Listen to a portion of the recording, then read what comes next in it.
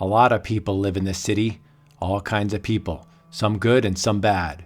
I'm a cop. It's my job to protect the good from the bad.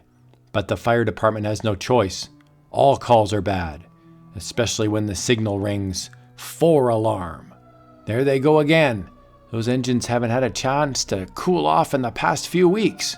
Yep, there sure have been a rash of fires busting out in this neighborhood. 2:16. The fire report showed that it had been a bad one. My partner, Pat Polo, and I were working the day watch out of homicide, and we'd been speculating about all the fires when the phone rang. That was the chief. He wants to see us. Well, let's go and visit. The chief had a visitor in his office. His uniform spelled out high echelon in the fire department. One look at him and I already began to smell smoke. Come in, boys. This is Chief Tom Garrett of the fire department. He has something for us. Grab some chairs, men. I'll lay it out for you. Fire Chief Garrett began to talk, and when he was through, the series of fires spelled arson. I've been suspicious of all those blazes, and this last one snuffed out the life of a man who couldn't get out in time. In my book, arson and a man dying add up to murder. 3:22. We arrived at the burned out shell of the building, which still reeked of the acrid smell of fire that's been extinguished. We questioned the janitor. My house is always clean. I leave no boxes of junk in the hallways to catch fire. I no do it. When I see fire, I yell to people, get out. Okay, Mr. Jasic. We'll call you if we need you again. Somehow I believe the old boy. He says he didn't leave any junk under the steps, but somebody did. That's what's left of what started the blaze. Looks like the remains of some wooden crates. If you bend down real close, you can still smell the gasoline. Yeah, I can smell it. Fires like that just don't happen. They're man-made. How about some coffee to wash the smell out of your throats? Suits me. The chief knew a small diner in the neighborhood, and minutes later found us straddling stools in the palace. Hey, Chief, what's cooking? Mostly buildings. Make it 3 coffees, Lionel. Another fire, eh? Terrible, yep, that's what I say. It's terrible. I sure hope you catch the guys who did it. I haven't had a winner in days. Got something good for tomorrow, Chief? I don't play the horses, Lionel. And if you were smart, you'd quit, because they'll be playing you. We finished our coffee and left. It was 4:45. A vague, uneasy feeling began to gnaw at me. Well, I gotta run. Keep in touch, boys, and let me know if you hit pay dirt. So long, Chief. We'll get right on it. 5:17. We made our way back to the squad room, but I couldn't shake the feeling I had in the diner. What's the matter, Mark? You haven't said 2 words since we left the chief. Cat got your tongue? Wait a minute. Got it. Something about that guy Lionel in the diner has been eating at me, and it just hit me what it is. Now I know. Know what? How did Lionel know those fires were an arson job? That's confidential info as of now. Remember what he said to the chief? Hope you catch the guys. Yeah, that's right. Get a tail on that fellow, Pat, and fast. I'm going to check the files to see if there's anything on our boyfriend Lionel. Maybe this is the lead we're looking for. 6:11. The files turned up. Nothing on Lionel.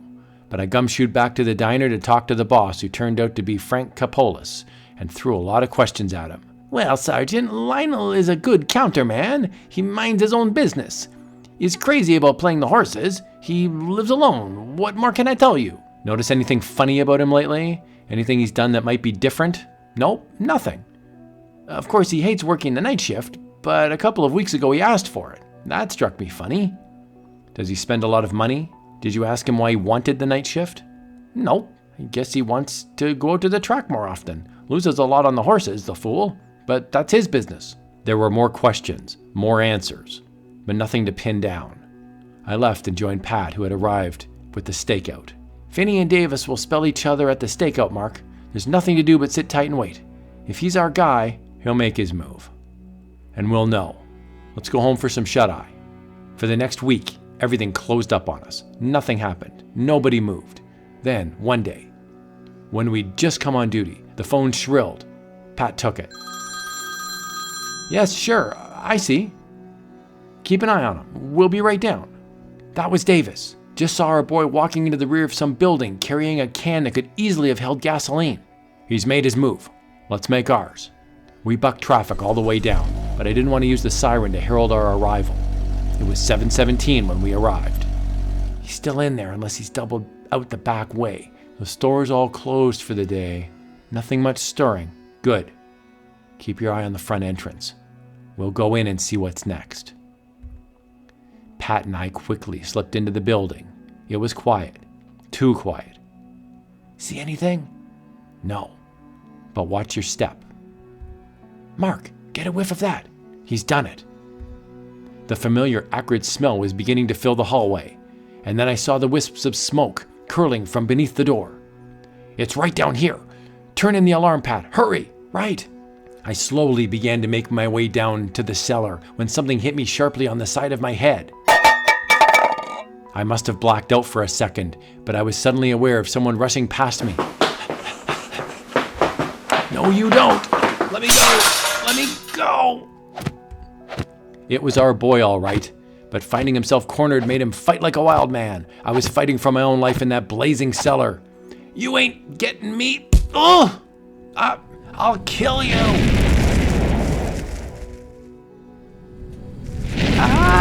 Help! Easy now, I have it. He went completely to pieces after that, and I pulled him upstairs to find Pat and Davis waiting. You all right, Mark? Here come the engines. Okay, the fire hasn't spread, but our boy here is ready to do a lot of talking when I get him downtown. Lionel talked all right. It was a familiar story, losing too much on the horses and turning to arson for funds to pay off the bookies.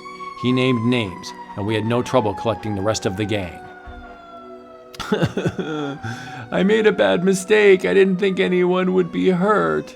Your thinking was wrong from the start.